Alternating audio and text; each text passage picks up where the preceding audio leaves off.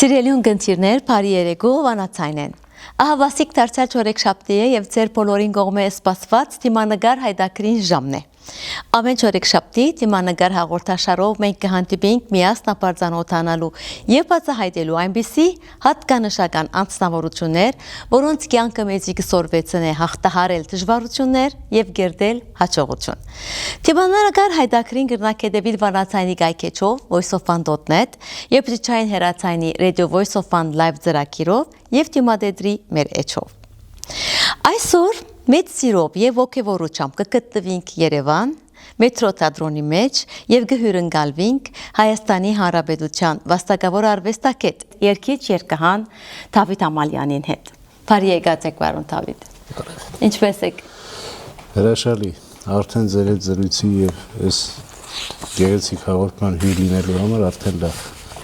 Մենք այսօր պիտի ուզենք ծանոթանալ ցեզի։ Մեր ունգընտիրներուն եւ ակընտիրներուն ավելի մոդեն ծանոթացնելու ով է Դավիթ Ամալյան։ Ուր եկած է ձեր արմատները։ Ալաշկերտի Խաստուր գյուղը եղել, բայց քանի որ մերոնք կաթոլիկ հայեր են եղել, այդ Խաստուր գյուղ, Ալաշկերտի Խաստուր գյուղ եկել են Կիլիկյան Հայաստանի անկումից հետո։ Դա հորական կողմս, իսկ Արևելյան Հայաստան արդեն եկել են 1829 թվականին Շիրակի մարզ Փանիկ գյուղ։ Իդեպ Փանիկը նաև եղել է Իգդիրի գյուղերից մեկը, Իգդիրի շրջանի, եւ քանի որ Փանյան ազգանունով ինչ-որ հեղափոխական է եղել սովետական ժամանակաշրջանի, որ Զվարճաձոր է եղել մեր գյուղի նախորդ անունը, ստիպել են, որպեսզի դրվի Փանյանի անունով եւ Ավետիք Իսահակյանը այդ ժամանակ Փանիկում է եղել, Նահապետյանների եւ Ամալյանների հետ կապ է ունեցել եւ շատ Փանիկի այդպես բաների հետ, ժողովրդի հետ եւ Իսահակյանի առաջարկով ասել է դե որպեսզի չմերժեք խնդիր չունենաք, դրեք Փանիկ, որովհետև Իգդիրում Փանիկ գյուղ կա։ Այսինքն մեր գյուղի կնքա հայրը մեծ առումով Ավետիք Իսահակյանն է, գյուղի անվան կնքա հայրը։ Մի խոսքով դա հորական կողմս եւ շատ կապված եմ գյուղի հետ, քերի բարբարով լեգը խոսամ, կրնամ խոսեմ էլ։ Մորական կողմս Սյունեցի են, կապան Շիկահող գյուղը, մայրս մանկավարժա, հայրս փայտագործ եւ ոնց որ տարբեր ազգեր լինեն։ Շիկահողում շատ զուսպ են, վերջը շատ կոկիկ, բան, իսկ մեր գյուղում շատ ազատ ավելի ոչային առումով Արևելյան Հայաստանը կիսված է երկու մասի, Քոլեցի եւ Չոլեցի։ Ես Քոլեցու եւ Չոլեցու խառնուրդ եմ, այսինքն հորական կողմից Չոլեցի եմ, Արևմտյան Հայաստանից, մորական կողմից արդեն անտառոտ այդ մտածող դրանց բարբարով են կարող խոսինդի։ Վերջի երկուսի բարբարն էլ իմ մեջ արմատավորված է, որտեղ երկու գյուղերում էլ մանկություն եմ ապրել։ Ինձ համար շատ թանկ են եւ հիվանդագին կլինի մի հարց, որ տեսնեն երեխա ժամանակ այդ ապուշ հարցը բոլորից տվել են, չէ՞, պապային ես շատ սիրում, թե մամայի։ Հիմա ծիծաղելի կլինի այդ մասին խոսել, բայց ամեն դեպքում ես ինձ ավելի շատ Չոլեցու կարգավիճակում եմ զգում, որովհետեւ այդ թե չգիտեմ, երևի հորական կողմի գենը ավելի զորավոր է։ Բայց միևնույնն է երկուսն էլ ինձ շատ թանկ են եւ հարազատ։ Եվ ավելի հետո արդեն պարզվեց, որ մորական պապս Կիրակոսյան Բեկլարը մայրս էլ չի տեսել իրան, որովհետև տատս մորովս հղի է եղել, իրան տարել են 39 թվին, 40 թվին մայրս ծնվել է։ Նժդեհի աշխատակազմի ղեկավարն է եղել մորական պապս Բեկլար Կիրակոսյանը եւ իր հայրը Արցախից է եկել։ Այսինքն արմատներով, մորական կողմից արմատներով կապ ունեն Արցախի հետ, այո։ Իսկ ինչպես է արժեքներ փոխանցած են ցեզի ձեր ծնողները։ Չեմ կարող ասել։ Ինչ կամ իրենց փոխանցածն է այլ։ Գենետիկ երևի, կենսաբանորեն եթե պատասխանեն գենետիկ արժեքներ, որովհետև չեմ կարող ասել ումից ինչ եմ ժառանգել։ Այո։ Բայց արդեն ձեր կյանքի ծիծաղելի կլինի խոսեմ հորս եւ մորս սիրելու չափի մասին իմ, որտեղ ես նույնպես հայրենասիրություն բառը չեմ կարող ընկալել, որովհետեւ հայրենիքի մասին չեն խոսում, հայրենիքը ուղղակի մեջն է։ Հիմա ես կարող եմ ձեզ բացատրել, թե մորս ոնց եմ սիրում կամ եթե 98 թվին մորս կորցրել եմ, հիմա ինչքան կարոտած կլինեմ եւ ինչ կլինի այդպես։ 95-ին հայրս մահացավ, 98-ին մայրս, 56-58 տարեկան էի։ Ես շատ 23 տարեկանում արդեն համ որբ էի, համ անտեր, որտեղ միշտ ասում եմ հորից անտերանում եմ, հորից որբանում։ Մայրը սրտից է գնում, հայրը գլխից։ Շատ է դա կրկնական։ Ընկերներիս եւ բարեկամներիս, իմ հարազատների, քույրերի, իմ կողակից բոլորի շնորհիվ ես կարողացա վերապրել, կարողացա այդ ցավը տանել եւ հետո չգիտեի արդեն ճակատագիրը ինձ ինչա տալու։ Ամեն դեպքում ես միշտ ասում եմ կյանքը քանդակագործ է, իսկ մարդը չտաշված քար եւ միայն մահվան օրն ունենում այդ պատկերը ինչ պիտի ունենար։ Այո։ Որտեւ ամեն օր քանդակա կյանքը ինքը զուբիլի նման ամեն օր այդ գործիքի պես ամեն օր ծեծում է եւ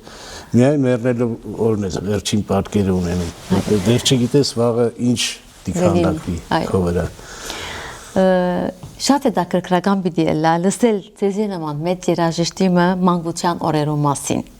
եւ գիտնալ թե որոնք կերտած են ձեր նկարակիրը։ Ես տոնածառով եմ ապրում։ Ասեմ իմ մանկությունը ինձ չի լքել։ Ես հիմա էլ եմ մանուկ։ Մեծացած մարդ չեմ սիրում։ Մեծացած մարդկանցից վախենում եմ, որտեղ ես միշտ կենացների ժամանակ ինքս խմել եւ խնջույքներ շատ եմ սիրում եւ եթե փոքր է խմողների խումբը ես միշտ սիրում եմ թամադա լինել։ Ես միշտ մի հումոր եմ անում, ասում եմ շնորհակալ եմ որ ինձ թամադա ընտրեցիք, ոչ մեկ չէր ասել։ Ու առաջ եմ ընկնում, սկսում եմ կենացներ ասել։ Կենացների ժամանակ միշտ ասում եմ Երանի են մարդուն, ով 100 տարեկանում էլ երեխա կմեռնի։ Մեծացած մարդիկ կան, չէ, 18-20 տարեկան արդեն մեծ, ես այդ մեծացած մարդկանց տեսակը չեմ կարողանում հասկանալ, հպարտ, այդ իմաստով մեծացած։ Հպարտը տեսանք ինչ era, հպարտ քաղաքացիները, հպարտությունը աշխարհի ամենաայլանդակ երևույթն է, փառքը, փառասեր մարդը ամենավտանգավոր բանն է, երբեմն կենացների ժամանակ, որ ասում են փառք տղերքին, ասում են ժողովուրդ տղերքը թքած ունեն փառքի վրա։ Փառք սիրողը զոհվելու ճանապարհը չգիտի։ Փառք սիրողը երբեք չի զոհվում։ Դրա համար էս ամեր անասունին մեկ-մեկ որ ասում են խփեն, բան ասում են պետք չի, ինքը մահը վաստակում են։ Համ զոհված տղեն զոհվի, համ իրան խփեն, վաստակի։ Ամեն մարդու տրված չի մեռնել։ Թակարակ ինքը թող 200-300 տարի ապրի եւ տեսնի ճղճիմիության չափը։ Առհասարակ է։ Իսկ ինչ կնշանակի Տոնածառը շատ նախաբանս երկար էր։ Ես տոնածառի խաղալիքների մեջ կերպարներ եմ տեսել։ Մինչև հիմա։ Դագավին։ Խաղալիքների մեջ ես ամեն մեկը ինձ համար մի կերպար էր։ Ես իմ հեքիաթն է, իմ խրճիթն է։ Ես մինչև հիմա գիտեմ որ ձմեր պապին հորինվածք է, գիտեմ որ այդ ամեն ինչը ընդհանրապես դիզայն է ձևավորում։ Բայց միևնույն է ես դրանով ապրում եմ։ Ամեն տարվա նոր տարի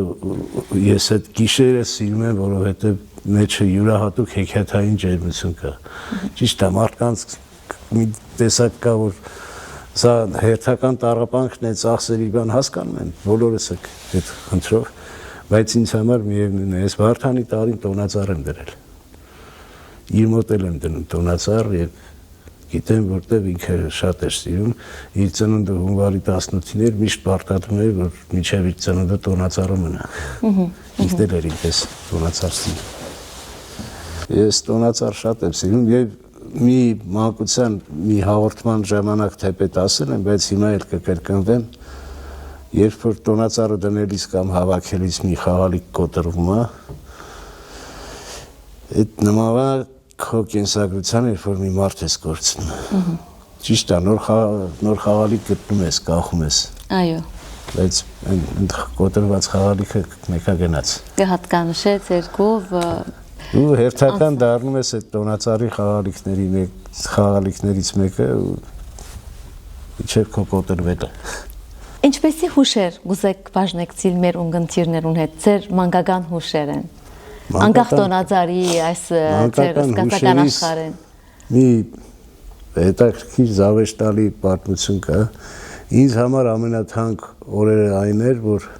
հորեղբայրս նոր տարվա օրը պետք է գար ու մենք գնայինք Փանիկում նոր տարի դիմավորելու։ Հորս պապական տանը իր Ժիգունին մեքենան խմորեղեններով բան Երևանից ինչ որ պետք էր վերցնել դա։ Այդպես բարձում էինք ու հայրս նստում էր առջևը, ես մորս ու քրերիս հետ հետևը։ Ու գնում էինք Փանիկ։ Բնականաբար ես այդ տարվա ինձ համար թանկ շորերն էի հագնում, որտեղ դա ինձ համար շատ կարևոր էր։ Գյուղում հորեղբոր տղա եւ աղջիկներ կային, հորեղբայրս էլ ուներ երկու աղջիկ, մեկ տղա։ Տղան իմ տարիքակից էր եւ ուզում էի արագ հասնել իրենց տոնածառը տեսնել, ինչա ոնց է, որտեղ այն ժամանակ կապի միջոցը այդպես չէր, որ շատ հիմա չի, որ կարող ես միանգամից զանգել, խոսել, տեսնել, հա։ Այն ժամանակ իրար շատ էին կարոտում եւ այդ մանկության այդ բանը այդ մեքենայով ձմեռով գնալ այդ կողքի ձնով այն ժամանակ ձուննել էր շատ, այ հիմա այդ էլ պակսած է։ Դա նույնիսկ դա է փչացել։ Գնացի ու հենց մեքենայից իջա, sense ոգևորված տեսանք, գրկախառնվեցինք երեխեքի հետ բան, տենց վազեցի առաջինը տոնածառը տեսա, հետո վազեցինք բակ խաղալու, բակը լուսավորված, գյուղի բակ պատկերացրեք։ Տեսա մեծ ծնաթումբ կա, ինձ որոշեցի գցեմ այդ ծնաթմբի մեջ, դու մի ասա դա անասնա կեղտներ էլի, թրիք են մեր լեզվով ասում, ուղղակի բերեն ձուներ եկել, այդ սպիտակ շորերով մնացի գետոր մեջ։ Դե շատ հետաքրքիր, մինչև հիմա մանկությանս ամենադաժան բանն է, որ հիշում եմ։ Դե բնականաբար փառք Աստծո, բաղնիք բանը, հաջորդ շորերը հակա, բայց ինձ այդ թանկ հուշերը իսկապես այդ գույները, այդ լույսերը, այդ ամեն ինչը մինչև հիմա մեջս ապրում է։ Եվ լուսահոգի հորեղբայրս մի տարի է որ մահացել է, երբ որ անկողնային էր արդեն, վերջի մի 10 տարի ինքը շատ հետաքրքիր մարդ էր, որոշեցի նոր տարիներից մեկը տենց բարեկամներով հավաքվենք բոլորով ու ունդեղ անենք թոնրի շուրջը ու այդ թոնրի խորովածով բանով շատ սիրուն անցավ, շատ յուրահատուկ լավ անցավ։ Այն ժամանակ Վարդանս էլ կար, ոնց որ հորեղբորս ճանապարհեցինք։ Մի 2-3 անգամ այդպես Փանիկում նոր տարի ենք արել, որ ինձ համար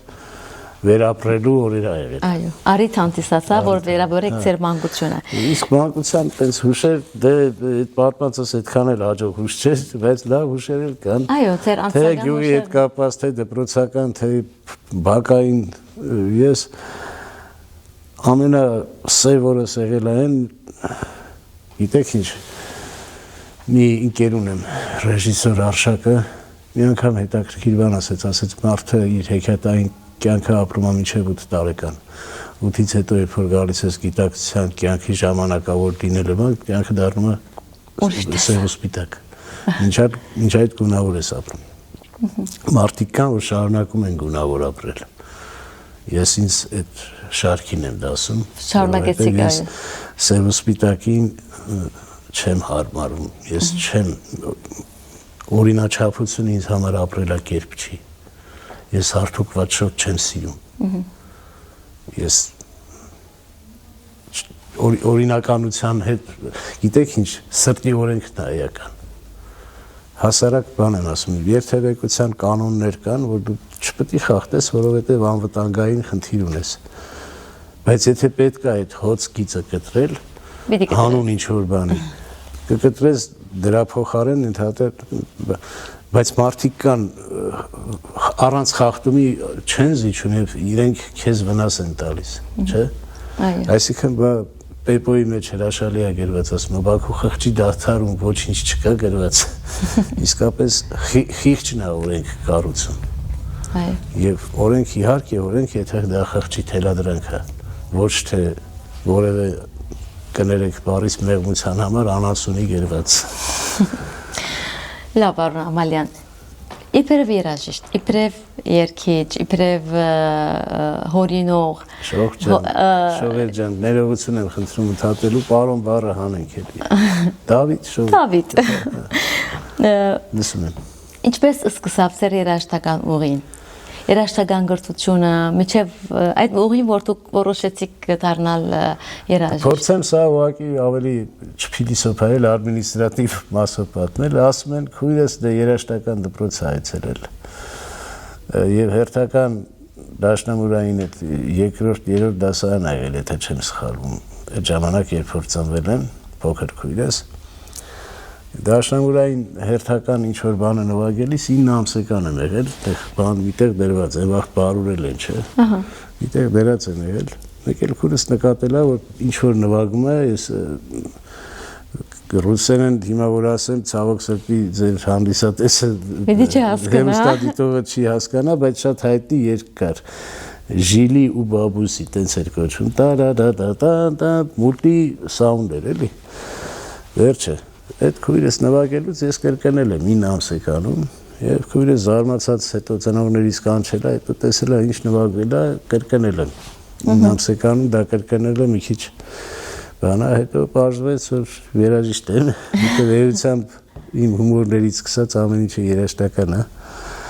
Էությամբ ես ինչ չերաժիշտ չեմ պատկերացնում, որտեղ գիտակցություն եկել եմ որպես երաժիշտ։ Այդպես ծնած եք արդեն, հա։ Գիտակցության եկել եմ եւ ինձ դաշնամուր չնվագելիս չեմ հիշում, երբ եմ սովորել, որովհետեւ արդեն որ գիտակցություն ունեի 5 տարեկանում ես դաշնամուրին տիրապետում էի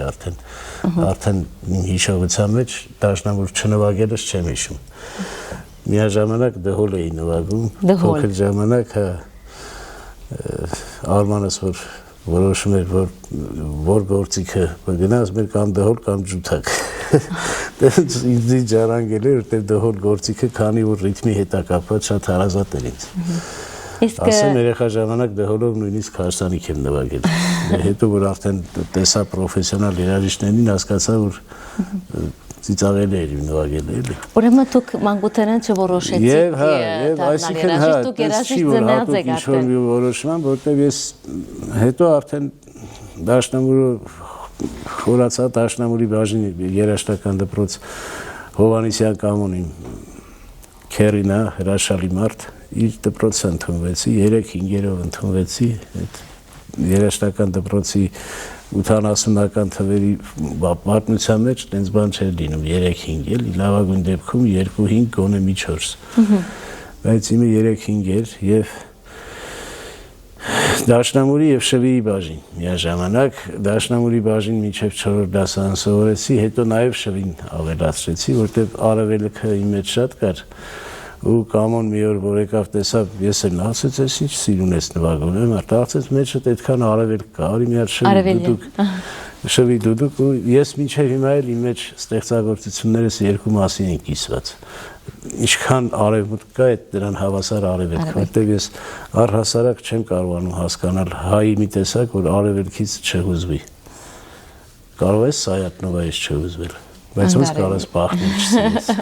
Չէ։ Երկուքը հավասար։ Երկուսն էլ մեր մեջ ծնողի պես են։ Մենք աշխարհագրական դիրքով ենք արևելքի ու արևմուտքի մեջտեղում։ Եվ մենք դատապարտված ենք համ Սայատնովա սիրել, համ Բախով ապրել։ Դատապարտված ենք համ Հախվերդյան լսել, համ Ռուբեն Մաթևոսյան։ Լավ իմաստով ենք դատապարտված, դրանք հակասություններ չեն։ Եվ ես ինքս ստեղծագործելիս շատ եմ սինթեզել եւ արևելյան լադերը եւ արևմտյան այսինքն ինձ համար երկուսն էլ արժեք են եւ որևէ մեկի մեջ դրական բան գտնելը սովորել եմ ուսումնարանում դաշնամուր մասնագիտություն ջազային բաժին բայց այդ ժամանակ պատերազմը սկսվեց եւ ես դաշնակահար չդարձա ես ուսումնարան շատ վատ հաճախեցի որտեղ արդեն ինձ համար ավելի սիրելի անկյուն կար դա իմ մարտական ընկերներն էին ջոկատներ Պատերազմի ժամանակ 93 թվին ընդունվեցի կոնսերվատորիա Շվի մասնագիտություն։ Իսկ ավարտեցիք։ Շվի մասնակցությամբ։ Շվի մասնակցությամբ ավարտեցի, բայց շվի արել չդարձա։ Այո։ Իսկ հորինումից փորձեր երբ սկսա կատարել։ Պատերազմից հետո ես երաժշտական դպրոցում ցավոք Յուրի Ղազարյան երևի այդպես դժվար եմ հիշում, հրաշալի մարդ էր, կոմպոզիտոր էր, միության անդամ բան։ Կոմպոզիցիայի եմ հաճախել եւ այդ ժամանակ երկու երգ ունեմ գրված, մեկը աղմախություն էր, ինչը հիմա չեմ հիշում, բայց մյուսը բավականին հետաքրքիր երգ էր, նույնիսկ այս վերջերս մտածում եմ համերգներիցս մեկին ներկայացնել, 6-րդ դասարանում գրել, լճակ բանաստեղծության, Դուրյանի լճակ բանաստեղծության երգով գրել եմ։ Վատ երգ չի գիտեք, բայց դրանից հետո այդ կոմպոզիցիայի դասերից հետո բան չէի ստեղծագործում, ինչ որ գործիքային բաներ երբեմն անում էի։ Պատերազմից հետո առաջին ստեղծագործելուց խթանը եղավ ընկերս զոհվեց Սուլը, մեր Արման Զոհրաբյանը, ում անունով երկրորդ տղաս է։ Եվ Սուլի մայրը բան սկսեց փակվեց եւ ինչ որ բանաստեղծություն գրեց իր տղայի վերաբերել, այսինքն փոխանակ այդ հիստերիայի մեջ ընկնել բան, ինքը շատ ձիգ կին էր։ Վերջը այդ բանաստեղծությունը որ տեսա շատ արագ վերածվեց երգի առաջին ստեղծագործությունս Ցուլի երգը ինտերնետում կա Լեյլա Սարիվեկյանն էլ երգում է եւ հաջորդը գրվեց Ճախրիրի մարծիվ դա էլ վերածվեց երգի ասեմ որ Արմինեի հետ ծանոթանալու առիթը դարձավ նաեւ ինձ երգչուհի էր պետք որ դա երգվեր եւ Արմինեն իմ ընկերոջ աղջիկ ընկերներիցս մեկի ընկերոջ աղջիկն էր, Մակիչի ընկերոջ։ Եվ երբ որ ծանոթացանք բան, այնց համերգին համիր հոր երգը երգեց, համին Ճախրիրի մարծիվը երգելուց հասկացա, որ իմ երգը այնց սեփականատիրոջ նման է երգը։ Եվ մեր մեջ այնց բան արած։ Իսկ մինչև այսօր ինչ բան ձեզ գներշնչե հորինելու։ Ինչպես։ Ինչ բան է որ ձեզ գներշնչե որ հորինեք։ Ապրելը։ Մարդիկ բոլորը ստեղծագործում են Շողջան։ Բոլորը ստեղծագործում են, ուղղակի ամեն մեկը իր մասնագիտությամբ։ Հիմա մենք երաժիշտ ենք, կոնկրետ դու երգչու ես, քո ապրածը վերարտադրում ես քո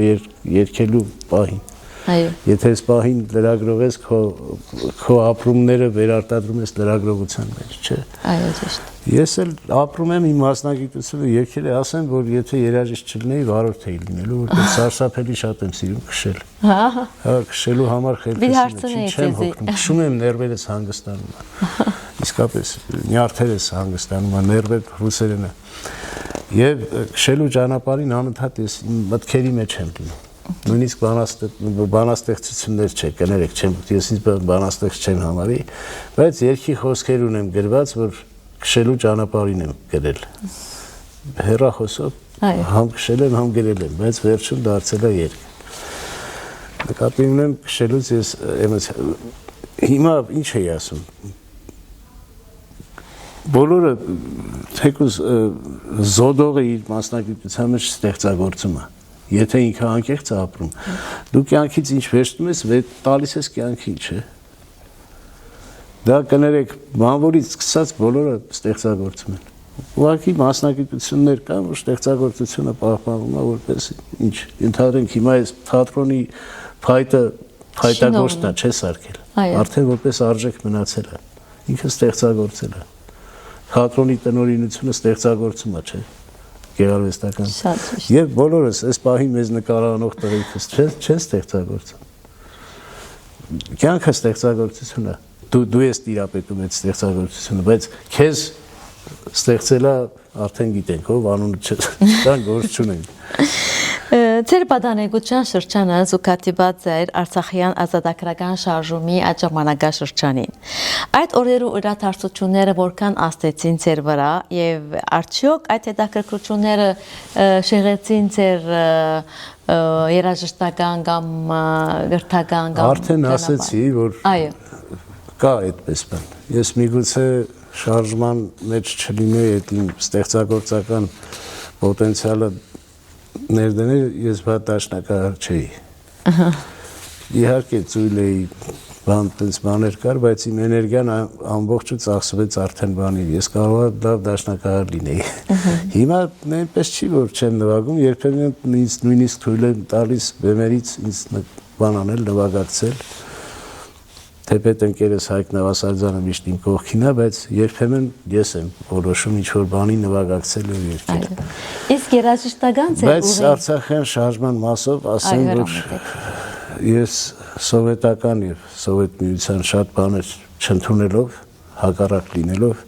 պիտի խոնարհվեմ սովետական միության կրթական համակարգի առաջ եւ մշակութային, որովհետեւ այդ համակարգը ստեղծեց հասարակության մի այնց զանգված, որ առաջացավ 88 թիվը։ Մեր դասարանի ամենավատ սովորողը գիտեր Չարենցնովա, Սևակնովա եւ Վարդան Մամիկոնյանը, բայց այս վերջին կրթական համակարգի շնորհիվ մարդիկ կան Վարդան Մամիկոնյանին ասում են Քարփինջի Կարոլը։ Կարտի, հա, այսինքն մենք կրթական համակարգի կորստի պատճառով ունեցանք առաջնորդի տձևացում։ Եթե 88-ին առաջնորդը Ղարաբաղ կոմիտեն էր, որոնք հատնտիր մարդիկ էին, կապ չունի ով ինչ անցյալով ունի, ով ինչ, բոլորը հատնտիր էին, բոլորը մտավորական էին։ Եվ այսօրվա առաջնորդին նայեք ծիծաղելի է։ Ես վերջերս մի ընկեր ասում էր, դու մի անգամ ասել ես, բա մռնչացողին կարելի է մնալով առաջնորդ բերել։ Այդ 44-ի տղերքը, կռվող տղերքը մռնչացող էին։ Իսկ առաջնորդը մլավող, հիստերիկ, կանացի, ոնց կարող էր այդ պատերազմը հաղթանակ ունենալ։ Դի առաջնորդը Վազգենն էր։ Այո։ Եվ մնացած այդ տղամարդուց ձենք այ բալա։ Այսպես բաներ ծիծաղելի է, էլի, ծիծաղելի է։ Դրա համար մեր մշակույթը, այդ մշակույթի անկումն է բերել ստեղ։ Որտեղ մենք հասկացանք, որ նյութական արժեքը ավելի կարևոր է։ Ես հիմա զարմանում եմ, Սրբազանի կողքի մարդկանց քանակն ինչի չի ավելանում։ Դե մենք կողքն ենք, մի պահ շատ լավ էր բան, բայց հետո հասկացա, որ ժողովրդին նյութական խնդիր է պետք տալ։ Նյութականի համար տեսեք այդ ոչխարի բաները, հանրահավաքները ինչքան քանակով շատ են, որտեղ ասում են, հեսա բանի նախկինների գողացածը կվերցնեմ, կտամ ձեզ։ Այն անասուններն էլ գիտեին, հեսա, չգիտեմ, ում փողերը վերցնելու են, տան իրան։ Չէր հասկանում, որ ախր այդ փողը տենց չի, տենց նախ ասեկոսեների վրա չի կարելի ինվել։ Չի կարելի չարանալ մենակ նրա համար, որ դու աղքատես մեկը հարուստ, ծիծաղելի է։ Եվ մեկը դու էլ ես գնալու ինքն էլ, դու այդ ապրին ինչ ունես։ Կամ վաստակի։ Եթե չես կարողանում վաստակել, ուրիշի վաստակացի մի բան արա։ Մի կանտի։ Ցավոք այդ բառը հայերեն տարբերակ չունի, բայց հավանաբար Սփյուռքում երբ որ հայերը չփած լինեն, իմանան աբիժնիկ։ Երեխա ժամանակ մանկությունից վախեցած, ընկերների կողմից ծեծ կերած։ Ահա, այո, այո։ Այտենց հայերեն չգիտեմ, ղզիկ։ Ոնց նկարագրում։ Շատ խոսեցի, կներեք։ Խնդրեմ։ Իսկ դուք սկսաք ստեղծագործել այնպիսի գործեր, որոնք կխոսեն ճշմարտության, կյանքի պատմության մասին։ Իբրև հեղինակ եւ խոսքի երաժշտության, ինչի հիման վրա կստեղծագործեք այս տեսակի երկեր, խոսքին թե երաժշտության։ Նախ խոսքը կպատրաստեք, ապա կամ հագարակը։ Ճիշտը դա է, որտեղ երաժշտությունը խոսքի հագուստն է։ Չես կարող հագուստը ունենալ, հետո նոր մեջի մարդու սարքել։ Որտեղ եւ գիտեք ինչ Հախվերդյանը մի անգամ ճիշտ բան ասեց, դրանք պիտի 50-50 լինեն։ Խոսքն ու երաժշտությունը էլի ծնողների նման բան է։ Այո։ Հոր եւ մոր, որ եւ իրար կան փոխած։ Իրանք համաչափ լինեն, որ պտուղ տա։ Այսինքն եթե մեղեդին շատ է թույլ բառերը իմաստուն, արդեն որպես երգ ինքս այդակում է։ Եթե 70-30 լինի, արդեն վատ է։ Այո։ Դի երկուսի մեղեդու եւ խոսքի սինթեզ լինի։ Սինթեզը հուսամ միջազգային բառ է։ Եվ ապրումները քիչ առաջ ասեցի։ Օրինակ տղայից ծնվելուց օրորոցայինը գրել եմ։ Դա հիմա տխուր երգ է, թե ուրախ։ Բոլորը ասում են քո երգերը տխուր են։ Դե ասում եմ ինչ ապրում են գրում են։ Այո, ձեր զգացումներն են որ նույնիսկ Վարդանի զոհվելուց հետո չի դադարել ինձ համար ուրախ երգ լինելու։ Ես միշտ մենահամերգների ժամանակ ասում եմ նվիրում եմ Վարդանիս ընկերներին եւ առասարակ նվիրում եմ բոլոր նրանց, ովքեր օրոցայինի կարիք ունեն։ Ես երբեք չեմ մտածում, որ տղա զոհվել է, ես երգը չեմ երգի, որ ընդհակառակը դա Վարդանի հոգու հավերժության համար է։ Իր հիշադակի եւ հավերժացնե իր հիշադակը։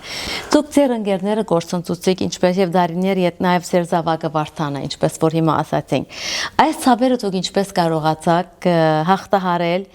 եւ գրել եւ վերածել զանոնք երգի եւ արվեստի։ Արդյոք երաժշտությունը գսպոպե ցավերը։ Դարձյալ պիտի նույն ձևով պատասխանեն ապրելով։ Մի հասարակ բան ասեմ, էլի շատ բարձունակ օրինակ եմ վերում։ Վարդանից ինչ որ մեկը կրակել է, չէ՞։ Նա թուրքա, պակիստանցիա, հնդիկա, թե ինչ ուզում է լինի, բայց ինչ որ մեկը կրակել է։ Պատկերացնում եք այդ կրակողը ինչքան կուրախանա, եթե իր կրակած սպանությունից հետո ընտանիքն էլ կործանվի։ Այսինքն դու քո թշնամու հակառակ ես ապրում։ Դու դատապարտվում ես ուժեղ լինելու։ Մինչև Վարդանից կորստը ես թքած ունեի կյանքի վրա։ Հիմա երբեմն բժշկի եմ գնում։ Ահա։ Որտեվ ես պետք է ապրեմ։ Ոչ թե կյանքը ընդհակառակը կյանքը սեժանացավ, բայց ապրելու կարիքը շատացավ։ Եվ թե ինչն է ինձ ուշ տալի, ասեմ բառացիորեն ընկերներս։ Ընկերներդ։ Ես Վարդանն էլ է իմ ընկերը։ Վարդանից առաջվա Վարդանն էլ էր իմ ընկերը։ Արմանը։ Արմանն էլ է իմ ընկերը, նույնիսկ կինս է ընկերս, քույրերս, հայրս, մայրս։ Ես շրջապատում անընկեր մարդ չունեմ։ Ես շփվում եմ բոլոր նրանց հետ, ում սիրում եմ ու իսկ ում սիրում եմ իմ ընկերն է։ Մեքենան էլ է նույնիսկ երբեմն իմ ընկերը։ Որտեղ ես ընկերություն եմ անում հետը, կիսվում եմ, անկեղծ եմ։ Եվ գամքը Ես այդ անկեղծությունը սա ինձ ուշ տվել։ Երբեմն ինձ բռնացնում եմ հուզված մի պահի, որ մենակ եմ լինում անպայման, փորձում եմ արդյունքներս ոչ մեկ չտեսնի, բայց հայտնաբերում եմ մի պահի, որ զում եմ, որ դեռ իմ ուզած ոռնոցը հələ չեմ անել։ Չգիտեմ երբ կլինի այդ օրը, բայց երևի թե գնալու պահի կլինի։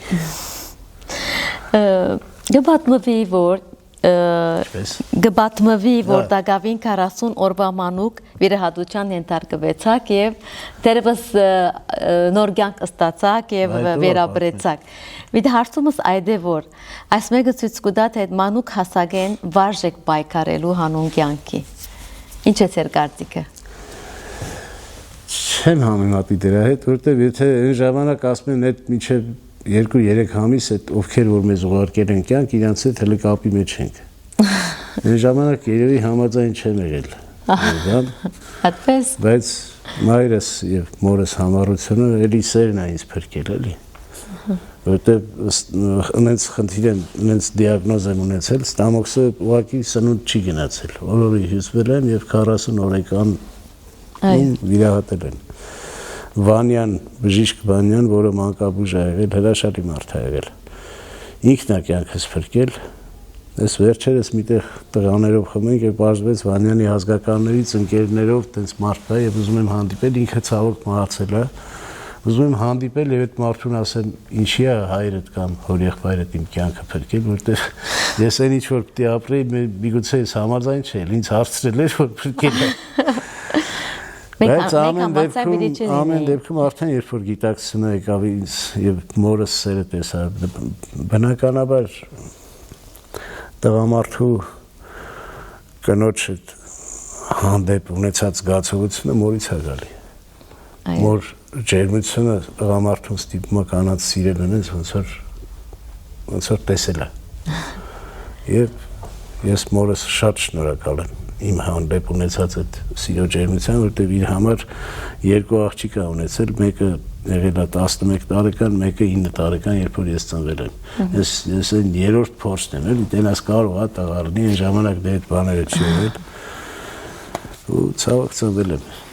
ինձ համար ցավոք ծնվել եմ, շատերի համար չգիտեմ։ Բարեբախտաբար որ ծնվել եք։ Չեմ կարող ասել։ Շատ ֆեյքերի համար են, որ բան են, նիկոլական են, դրանց համար ցավոք եմ ծնվել։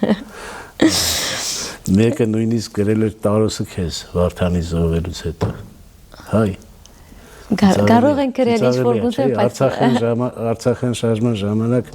այդպես բան չկար, այո։ Այդ սովետական հասարակության մեջ այդպես բան չկար։ Այո։ Սովետական հասարակության ժամանակ, երբ որ գնային Ծիծեռնակաբերդ քանդելու,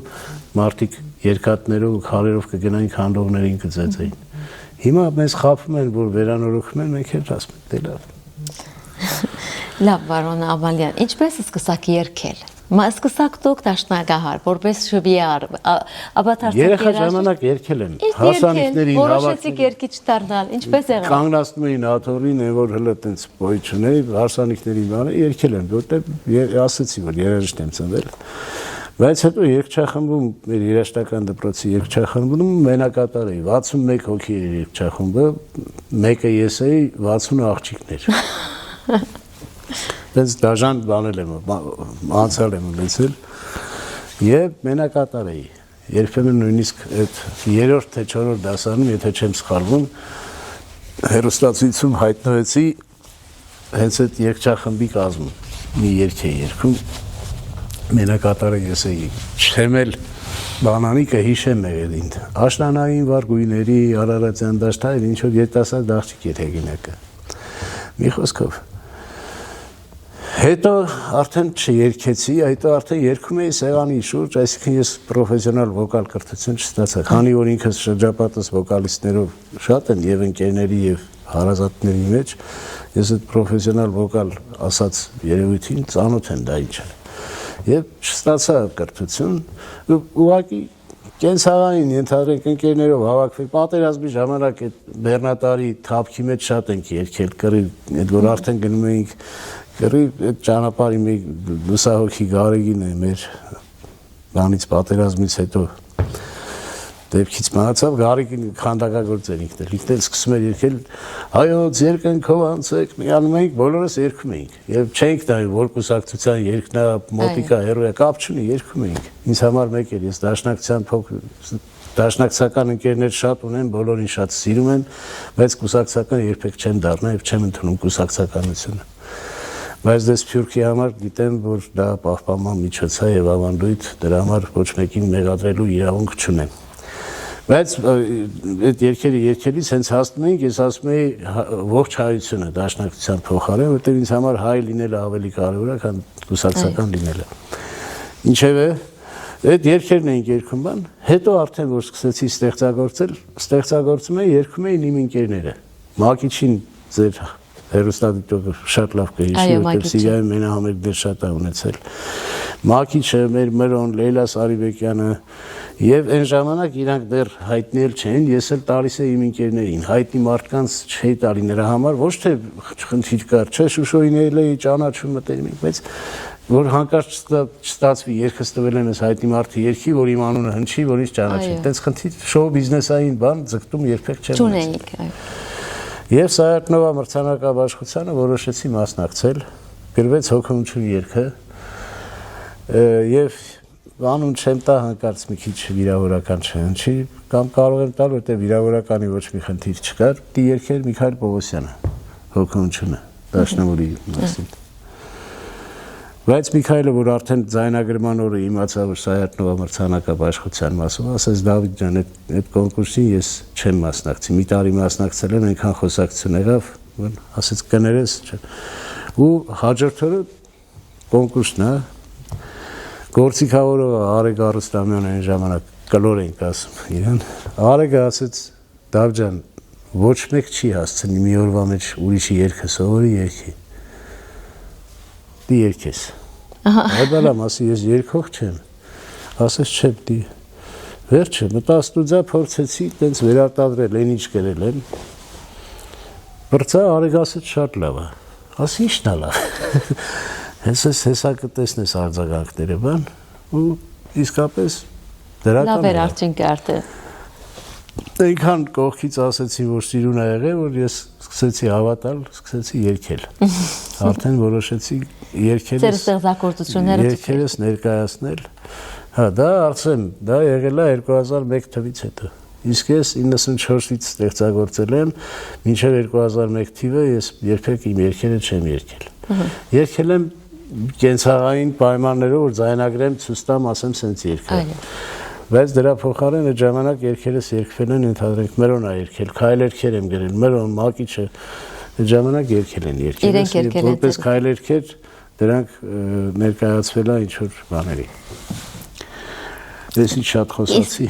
Իսկ ձեր համերգներում կհնչեն դասական դարձած երգեր եւ հայրենասիրական երգեր եւ նոր ստեղծագործություններ։ Ձեր երգացանկը ինչպես կկազմեք։ Իմ երգերը։ Գմիտիկ մասնա հատկապես ներկայացնել։ Նախ այդ հայրենասիրական բառից արդեն խոսել եմ։ Այո։ Մի հատ էլ ասեմ։ Երգերս երբեք չեմ համարի, որ ասում են հայրենասիրական երգ։ Գիտեք ինչ, հայրենասիրական երգը դա այն չի, որ մեջ Հայաստան բառը 50 տեղ դրվում է։ Անշուշտ։ Հայրենասիրական երգերն է, որ սիրում ես։ Եվ հայրենասիրություն բառը ինձ համար ասեցի քիչ առաջ, կեղծը։ Որտեղ հայրենիք սիրողը դրանից չի խոսում։ Մարդու մեջ արդեն պետք է հայրենասիրական բառը, հայրենասիրական երգ, Ախվերդյան Ռուբոն ասում էր լավ երգը հայրենասիրական է, վատ երգը հայրենասիրական չի։ Այսինքն եթե կնոջ սիրո մասին է, դա հայրենասիրական չի։ Եթե սիրելու մասին է առհասարակ, ինչ տարբերություն ում ես սիրում։ Բայց հայրենիքը պարապանող սերը մեջը ունի, երբ որ մեջը սեր կա, սիրում ես այն, ինչ սիրելի է։ Այո, սիրելի գարելի է, եւ հայրենիքը դրանից մեկն է։ Հիմա եթե հայրենիքի համար կյանք են տալիս, է մարդիկ կան իր կնոջը վիրավորել են, գնում է վիրավորողին։ Խփում է կամիկն է խփում, այդ չեղավ կյանք տալ հանուն սիրո։ Այսինքն ձադորոշենք սիրո համար ենք մենք ապրում։ Հիմա թե հայրենիքը պաշտպանելու կլինի, թե մորդ պաշտպանելու կլինի, թե ընկերոջդ։ Այնքան կռիվներ ա եղել, որ ընկերներով գնացեն ընկերոջ թասիբը պահելու, մեկը զոհվել է։ Այո։ Հանուն սիրո չի գնացել։ Մենք ինչ ենք կենտրոնացնում պայքար արդար, չէ, մարդը ծնվում է ինքը դատապարտված է սիրո արժեքներ ունենալու։ Այո, ուրեմն ձեզի համար սերն է, որ սեր բառն է, որ սերն է, լա հայրենիքի հանդեպ, լա ընտանիքի հանդեպ արդեն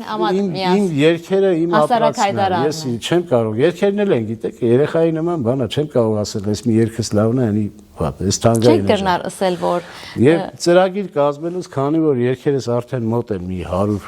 100-ին չեմ ասել։ 100-ի հասած է։ Հա, որտեղ մի 10 տարի առաջ 60 էր։ 70 էր։ 60 էր, հա, հիմա ահագին ավելացել է, էլի 100-ի հասած կլինի, այս շատ բան չի։ Մեծ ստեղծագործ, մեծ կտավի գործեր ունեն, Պարոնյան թատրոնում շուտով դիբեմադրվի Սիրո հնչյուն մյուզիկլ ունեն։ Հայկին, որ ասեք, ուղարկի մի քանի բան կլսեք, հետաքրքիր է ինքը, էլի արևելյան, բայց ջազային լուծումներով, ուզում եմ ասեմ, տենց բաներ եմ գերում, մեկ-մեկից թույլ եմ տալիս։ Բայց ամեն դեպքում ծրագիր կազմելիս հիմա պիտի Եվրոպայում շրջայց ունենամ 5-6 համերգով, Ֆրանսիա, Իսպանիա, երևի թե Գերմանիա եւ Բելգիա։ Վերջը այդ համերգները տենց դիպտտեն դեսպյուրքի համար եմ միանշ։ Ինձ համար շատ բարդ է ծրագիր գրել, այդ 100-ից ոնց կարաս առանձնացնես 20-ը։ Ինչ կրիտերիաներով ես առանձնացնում, ինչ չափորոշիչներով ես առանձնացնում, բաղոր ասում են 80-ը վիրավորվեն։ Բայց դե հիմա վիրավորվեն, չվիրավորվեն, չեմ կարող 80 երգանոց համերգ ունենալ, համերգը լավագույն դեպքում 23-24 երգ է լինում։ Իսկ այս 100 երգերեն գա երգը, որ գարանցնացնեք եւ ձեր ավելիով ձեր զգացումներն են, որ կրնակ այդ երգով արտահայտել։ Մի երգ եթե պիտի զադեք։ Չեմ կարող ասել։ Դե հոգևորությունը շատ եմ երգել, զուտ, նրա համար, որ դրանով եմ ճանաչվել։ Բայց ասեմ, որ վերջին շրջանում համերգների ժամանակ դեմոնստրատիվ ձևով հոգևորությունը չեմ երգում, խանդում եմ, որ իրան շատ են սիրում, մյուսների չէ։ Բայց կան երգեր, որ հոգեվիճակից ժամանակ ընդհանրենք հիմա շնորհակալ եմ շատ երգում։ Ինչի համար շնորհակալ եք։ Ես հաջորդ մասը մի հարցնեմ մի քիչ վերջ։ Շնորհակալ եմ երկի նախապատմությունը շատ հետաքրքիր է, ես չգիտեմ ժամանակային ինչքան խնդիր ունենք։ Կարող ենք։ Բայց այս նախապատմությունը կփորձեմ պատմել։ Վրեժ Իսրայելյան հրաշալի մարդ, հրաշալի ավագ ընկեր, ում շատ եմ սիրել։ Եվ ինքը աշնակցի էր, հերթական աշնակի միջոցառման ժամանակ, որ ամեն մայիս 27 աշնակում նշվում էր Չաուշի զոհվելու օրը, քանի որ ծննդյան օրը հայտնի չի, իր երկնային ծնունդ էր համարում եւ հերթական այդ միջոցառման ժամանակ ես եւ Վրեժը շատ շփվեցինք։ Ու կենացների ժամանակ ես էլ այդ օրը չէի խմում։ Կենացների, բայց կենացներ ասում էինք, ինքը չգիտեմ ինչի չափից շատ ինձ բառեր շռայլեց, զգացողական բառեր էլի, այսինքն արժեքային բառեր, ուղղակի բառեր չէ։ Ես էլ իրեն, բայց ես էլ իր մեջ գտա նոր մարդու, ում չէի ճանաչում, մենք շփվում էինք, մոտ էինք, բայց այդ օրը ոնց որ նոր Վրեժ հայտնաբերեցի։ Զգացի հետո իր գրականությանը ծանոթացա, զգացի ով այս մարդու խորությունը, բան։ Ինքը իսկապես մեծ գրող էր, մեծ արձակագիր։ Եվ այդ օրը գնացի տուն, ընկերներիցս մեկը ասեց այսօր որ չես խմել, կարող եմ մի բան պիտի գրես։ Ես օրաբար խմած օրերին ոչինչ չեմ կարող գրել, որտեղ մի անգամ գրեցի առավոտ արթնացա, տես ավելի մեծ ապուշություն չես կարող լինել։ Ասի հա, ոնց որ մեջս մի բան կա, գնացի շնորհակալությունը գրեցի ու զգացի որ Վրեժին եմ նվիրում։ Շատ հետաքրքիր պատմություն է իմ։ Ուրեմն հաջորդ օրը ընկերոջս որ Վրեժի եղբայրն է մորաքրոջ տղան, Կարոյին Շահբազյան, ասի Կարո, այս գործը նայի Վրեժի համար եմ գրել, ասեց ինչ հետաքրքիր է, իրան դուր կգա, ասի դե մի բան անենք ցույց տանք, ասեց լավ երեք ենք իրար հետ եղել, թող օրը անցնի, մի քանի օրից ես կկազմակերպեմ, ցավոք սրտի մի քանի օրից պարզվեց, որ Վրեժը քաղցկեղ է եւ մետաստազները բանից անցել են։ Վրեժի տղան այն ժամանակ Բելգիայում էր եւ արագ որոշեցին, որ Վրեժին տեղափոխեն Եվրոպա բուժման, արդեն էլ փաստորեն բանաստեղծությունը Վրեժը չտեսավ։ Ահա։ Չտեսավ, բայց ինչ եղավ հետո։ Ես Արցախից վերադառնում եմ, ընկերներիցս մեկը հուզված զանգեց, ասեց Վրեժը իրան խփել է։ Իմացել է, որ քաղցկեղ է, ինքը իրան խփել է։ Զանգեցի Կարոյին, ասեց հա, ես իրենց բակում եմ արդեն, բան։ Գնացի դե այդ ժամանակ արդեն Քելբաջարով էի գալիս, արդեն հասել էի բան։ Վարդենից շատ արագ եկա, որ ինքս էլ հասցնեմ դե։ Եկա հասատեղ, տեսա Կարոն ասում է գիտես ինչ էր գրել, ասում եմ ինչ, գրել էր շնորհակալ եմ ես իմ կնոջից, ընտանիքից, շնորհակալ եմ իմ տղեկից, շնորհակալների բան։ Ինքը չի տեսել այդ գրածը։ Ես ինչի այդ շնորհակալ եմ գրեցի իրան նվիրելու։ Չհասկացա։ Եվ ինչի ինքը իր խփելուց առաջ ինքը գրեց շնորհակալ։ Եվ իր հուշերեկոն երբ որ արեցի գրականության մեջ սա որպես բանաստեղծություն դրել էի կինն ու տղան գիտեին Վրեժի գրածն է։ Վրեժի գրածը ես բացվածք եմ տվել գիտեին, այսինքն այդ որ շնորհակալ եմ գրել է խփելուց առաջ գիտեին ես ուղղակի դա վերցրել եմ, սարքել եմ բանաստեղծություն։ Հետո որ պատմեցի որ ես ավելի շուտ եմ գրել, ավելի վաղ եմ գրել, քան Վրեժի, նույնիսկ չգիտեի։ Չտեսա։ Նույնիսկ չգիտեինք որ ինքը հիվանդ է, այդ ժամանակ եմ գրել։ Եվ այդ արդեն որպես ստեղծագործություն, որպես երգի խոսքեր շատ հնչեցին, բայց վերածվեց երգի արդեն եթե չեմ սխալվում 19 թվին։ Այսինքն 14 թվին գրել եմ, 19 թվին նոր դարձել է երգ։ Մեղեդին այդ ժամանակ եմ գրել։ Ինչու 2023-ի նոր տարի օրը Երաբլուրի մեջ 2020-ի նոր Երաբլուրի մեջ հասկացա որ Երաբլուրում ինչ որ բան է պետք։ Հասկացա որ այդ տոնածառի գույները տղերքին դիտանք։ Եվ ընկերներիս աջակցությամբ եւ նախկին նախագահի օգնությամբ հիմա չնշեմ որ բան չանեն կամ կարող եմ երրորդ նախագահի նախկին օգնությամբ այդ Երաբլուրի համերգը կայացավ Երբեմն մարդիկ ասում են անուններ մի տվեք, որ չքաղաքականացվի, բայց Եռաբլուրի համերգի ծախսերի համար փող տալը դա քաղաքական չի, մարկային արժեք է։ Այո։ Որտեվ ամեն դեպքում գիշերը եւ գիշերով աշխատող տեխնիկական մաս կա, որի համար ինչքան էլ որևէ երկողի հոնորար բան դա բացառում էր, դա ծիծաղելի կլիներ,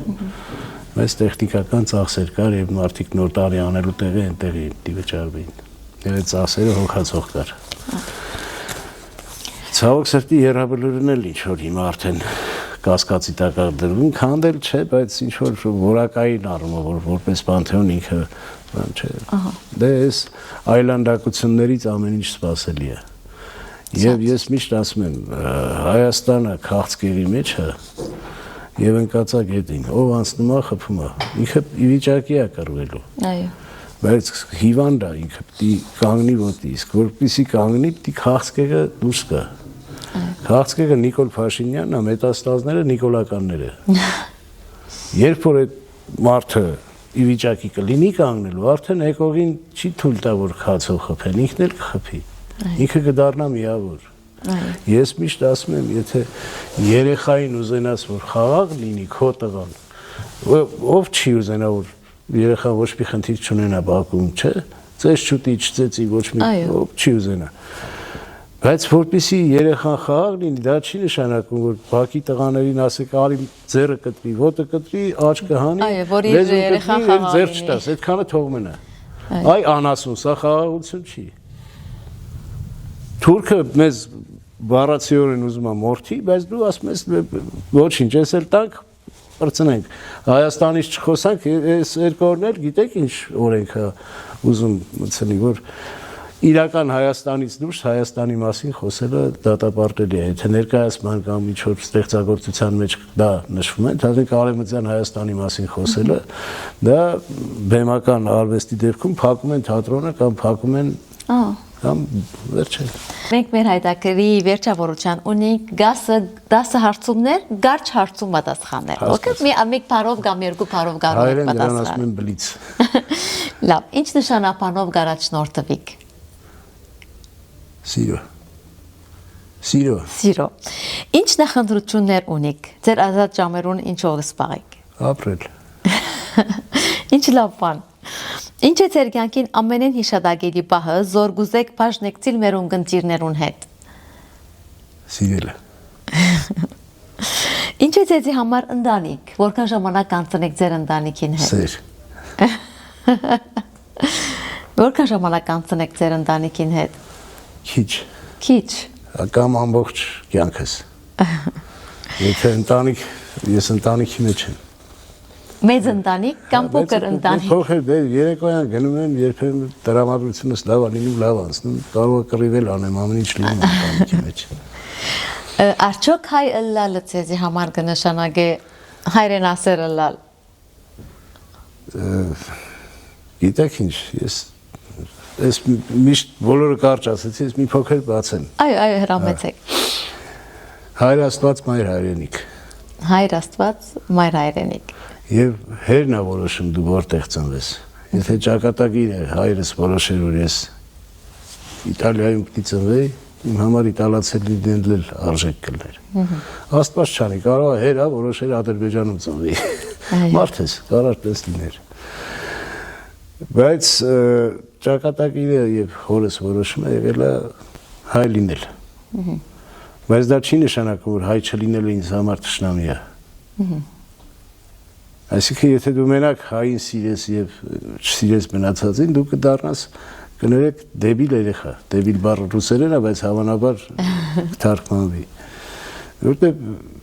նույնիսկ թշնամու մեջ մարդկություն փնտրելը մարդկային արժեք է։ Անշուշտ։ Որտեղ դու նախ մարդ ես, հետո ազգային որևէ կերպար։ Այո։ Եվ մի շատ հրաշալի համեմատություն կա Արտո Թունջբայաջյանն ասել, ասեց մարդկային արժեքը ոնց սնունդն ասեց մարդկությունը արժեքը ազգությունը համեմունք։ Հա։ Շատ լավ։ Հիշեցի։ Մարդկությունը արժեք է, ազգությունը, այսինքն համեմունքի դեպքում սնունդի մասին եք, չէ՞ խոսում։ Հիմա եթե մարդկությունը արժեքն է, միսն է, ենթադրենք։ Եթե այդ միսը ոչ մի բանի պետք չի, ինչքան վրայի համեմունքը լավ լինի, ոչինչ չի դառնա։ Այո, ճիշտ է։ Եվ եթե ինքը շատ լավն է, բայց վրայի համեմունքն է կեղտ, էլի չի ուտի, էլի է դառնում։ Այսինքն դրա էդ էլ է 50-50։ Այո։ Ինչքան պիտի մարդ լինես, այնքան հայ մարդ պիտի լինես։ Այո։ Դուք ձեր երկերը գլսեք։ Դե հատ կներեք, հայրենասերներից մեկը այդ դերերով իմ համար հետո ինձ չեր ասել, էլի կողքից պատմել են։ Ադան չեմ սիրե ինձ ասել են ինչի, չելեն տանո ա գերկա։ Իմ երկացանքում չելեն տանո ունեմ, մեկ խնջույքների երգում եմ։ Այսինքն ես չսիրված մարդ եմ, որ չելեն տանո եմ երգում։ Ու տարազգի մարդու երգը ոնց կարող ես երգել բանի, չէ։ Բանը փոքրոքությունը։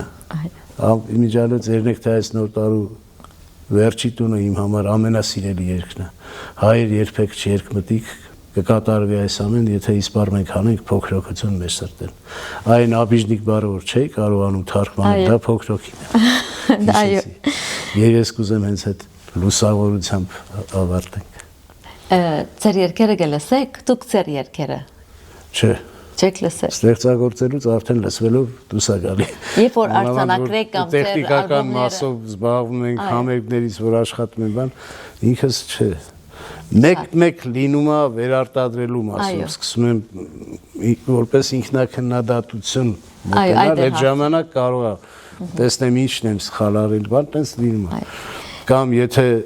այդ պահին ինչ-որ մեկը ուզում է իմ երգը լսի, ընկերներով նստած ենք բան,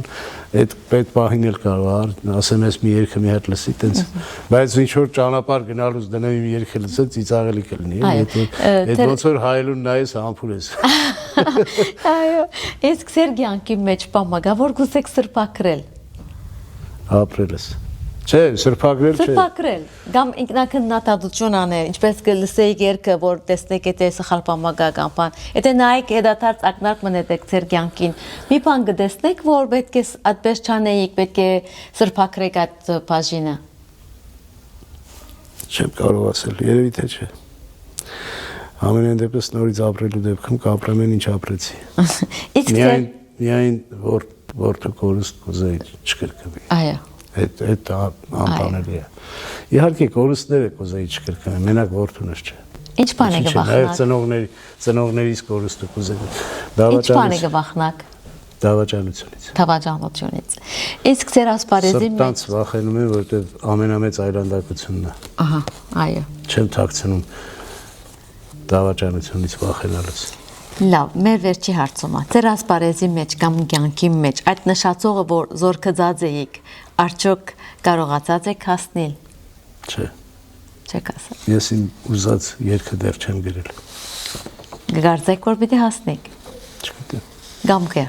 Չգիտեմ, չեմ ասել։ Ձեր ունեցած գամքով։ Կայացած մարդ չեմ ճանաչում ես, որտեղ եթե մարդը իրան թվում է որ կայացել է, ուրեմն մահացել է, ուղղակի իրան չեն ասում, որ տրամադրությունը չընկնի։ Կայացած մարդ չի լինում։ Մարդը կայանում է մի անգամ, երբ որ հոգի է տալիս։ Այո։ Բարոն Դավիթ Համալյան, մենք շատ շնորհակալ ենք, որ այս երեկո դուք ձեր այս ցանկակին ժամերը նվիրեցիք լալու երկար խոսեցի, շնորհակալություն որ լսեցիք։ Ձեր ունիկ մենք ուրախ ենք որ դուք մեզի հետ եք այսօր, իսկապես մեզ համար մեծ բադիվ էր լալ այստեղ եւ հյուրընկալվինք ձեր կողմէ։ Արդյոք ինչ խոսք ունիք ասելիք լիբանանահայության։ Ես միշտ Սփյուռքում, երբ որ շփվում եմ սփյուռքահայերի հետ, մաղթանքս այն է, որ օտար պետությունում ինչքան էլ որ լիբանանահայերի դեպքում արդեն հայրենիքի պես բան է դարձել, կենցաղական կապել այդ երկրի հետ, բայց ամեն դեպքում ես բոլորին մաղթում եմ հայրենիքի վերադարձ։ Թող չունենանք Սփյուռքը։ Ճիշտ է, Սփյուռքը Հայաստանի համար շատ կողմնորոշիչ ու որոշիչ դեր ունի Հայաստան պետության համար, բայց Հայաստանը թող 10 միլիոնանոց դառնա, մենք էլ ուժեղանանք։ Դա իմ ուղղակի միշտ Սփյուռքի բաներին մարդկանց մաղթում եմ, որ թող բիզնեսի առումով, տնտեսական առումով կարողանաք այնպիսի բան ստեղծեք, որ հայրենիքում տուն ունենաք, կարողանաք ապրեք, ստեղել ձեր երկրորդ տեղը լինի, այցելեք ձեր կարոտը, ձեր մանկությունը, ձեր ի վերջո թաղված գերեզմաններ կան, արժեքը պահպանեք, բայց հետս հետո վերադառնաք հայրենիք, ես դրա փորձը տեցել եմ։ Իմ ընկեր Մերոն Գերդաստանով եկավ եւ այստեղ արդեն այստեղ է։ Գերեզման չունեն, ցավոք, եւ արդեն հայրը մահացավ, գերեզման ունեն։ Արդեն իրանք հայաստանցի են, վերջ։ Այո։ Եվ ես կուզենամ Մերոյիս օրինակը շատերը վերցնեն իմ ընկերոջ, չգիտեմ, դա իմ երազանքն է, տոնածառի խաղալիքներից մեկը։ Դարձյալ շնորհակալ ենք։ Ես եմ շնորհակալ։ Հարգելի ունգընտիրներ, այսպիսով գպակենք մեր հետաքրքրական հանդիպումը։ Թիմանկարի թեմը այսօր բադիվ ունեցավ հյուրընկալելու երգիչ երաժիշտ Դավիթ Ամալյանը, որուն հետ մեր այսօրվա զրույցը թող ոգեշնչումը լա յուրաքանչյուրից։ Շնորհակալություն ձեր բոլորին, շնորհակալություն ձեր ունգընտրության։ Մեր հաջորդ հանդիպումը առաջիկա չորեքշաբթի բացահայտելու նոր անձնավորությունը եւ անոր հաջողության գաղտնիքները։